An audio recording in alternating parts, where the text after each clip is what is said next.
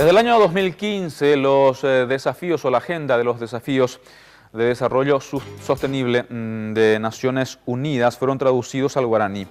Estos objetivos, que abarcan desde la eliminación de la pobreza hasta la mitigación del cambio climático, pasando por educación de calidad, la igualdad de género y anticorrupción, ya se encuentran disponibles en la lengua nativa, además de otros 100 idiomas, para un mayor entendimiento a nivel local y para establecer la unión entre las naciones.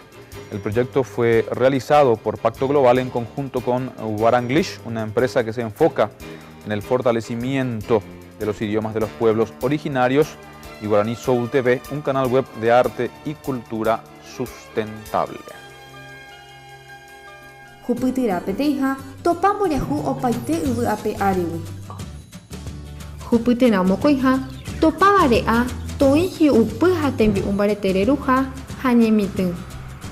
Hupytyrã mbohapyha toñembojerovia jaiko porã ha toñemotenonde tekoporã opaichagua ary ojeguerekóvape. Hupytyrã irundyha toñembojerovia tekombo'épe jaike opaichaguáva, joja ha iporãva, ha toñembo'e opavavépe tekove puku jave.